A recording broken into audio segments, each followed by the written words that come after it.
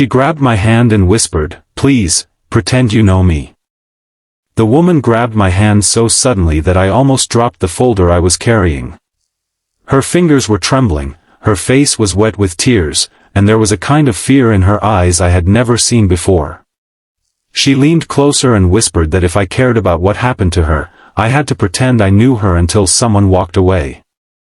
I had no idea who she was, why she had chosen me, or what danger was waiting outside the hospital doors. But within the next hour, I would discover that sometimes a stranger doesn't enter your life by accident. Sometimes they arrive because you are the only person standing between them and losing everything. I had been working at the hospital for nearly 6 years, mostly handling administrative work while trying to finish my medical training. It wasn't glamorous, and most days I went home exhausted, but I had learned something important there: people rarely told you the whole truth when they were afraid. That afternoon, the waiting room was unusually crowded. Nurses hurried through the corridors, families whispered near the vending machines, and the smell of disinfectant filled the air. I was walking toward the records department when the woman suddenly appeared in front of me. She looked like she hadn't slept in days. Her coat was wrinkled, her hair was messy, and tears had already begun falling down her cheeks. She caught my hand and asked me to stay beside her for just a few minutes. I could hear the desperation in her voice, and despite every instinct telling me not to get involved, I couldn't walk away. If you believe that kindness can change someone's life, please take a moment to like this story, share it with someone who needs hope, and subscribe to the channel. Sometimes the smallest act of courage becomes the beginning of someone's second chance. I guided her toward a quieter section of the waiting room. She kept looking over her shoulder as if she expected someone to appear.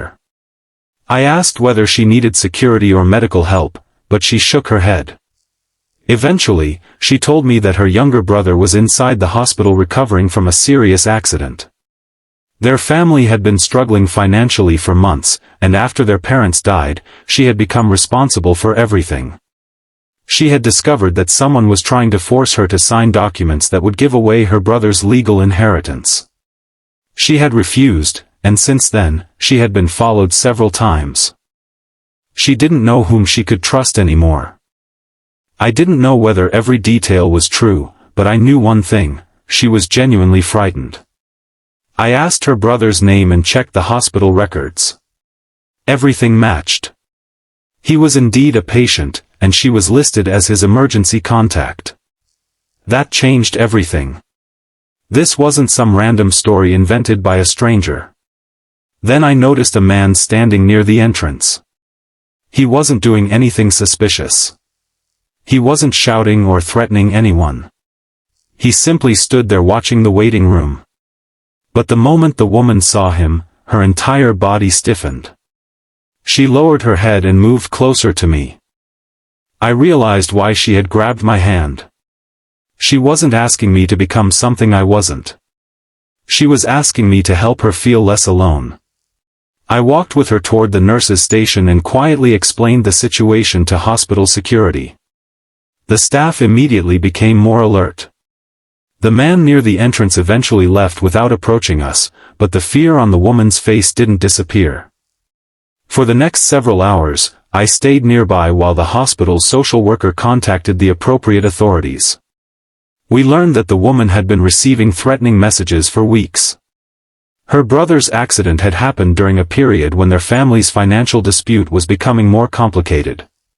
She had been trying to protect him while barely holding herself together. What struck me most wasn't the legal situation. It was how tired she looked. She wasn't crying because she wanted sympathy. She was crying because she had spent too long pretending she was strong.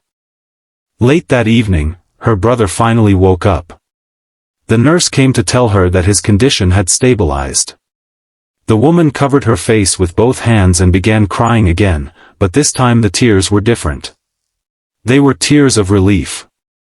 I stepped away to give her privacy. A few minutes later, she found me in the hallway. She thanked me for staying. I told her I hadn't done anything extraordinary. She disagreed. She said that when everyone else had told her to be careful, I had been the first person to simply ask whether she was okay. That sentence stayed with me. Because I realized how often we assume people need solutions when sometimes they first need someone to believe that their fear is real. Over the following weeks, the hospital's social worker helped her find legal assistance and temporary housing. The investigation continued, and the people attempting to pressure her were eventually identified. Her brother slowly recovered. There were still difficult days, but she no longer faced them completely alone. One morning, several months later, I saw her sitting in the same hospital waiting room. But this time she wasn't crying. Her brother was beside her, walking with a small support cane. She looked healthier, calmer, and almost unrecognizable from the frightened woman I had met that afternoon. She had come to thank the nurses who had cared for her brother. Before leaving, she approached me and placed a small folded piece of paper in my hand. Inside were only a few words. She wrote that she had once believed asking for help was a sign of weakness. Now she understood that sometimes asking for help was the bravest thing a person could do. I kept that note. Years have passed since that day, but I still think about her whenever I see someone sitting alone in a hospital hallway. We never know what someone is carrying behind tired eyes. We don't know how many battles they have fought before they finally ask for help. And sometimes, helping doesn't require money, power, or special skills. Sometimes it means staying. Sometimes it means listening. Sometimes it means telling a frightened stranger, without judgment, that they don't have to face the next few minutes alone. If this story touched your heart, please support the video with a like, share it with someone who believes in kindness, and subscribe. Your small action can help stories like this reach someone who needs a little hope today. And before the story ends, I have one special request. Comment, "I will stay," if you believe that sometimes the greatest gift we can give another person is simply refusing to walk away when they are afraid. Because we may never know exactly what that woman would have done that day if nobody had stopped to listen. But I know what happened when one person finally did. She walked into that hospital believing she had no one left. She walked out knowing that there were still good people in the world. And sometimes, that's enough to help someone begin again.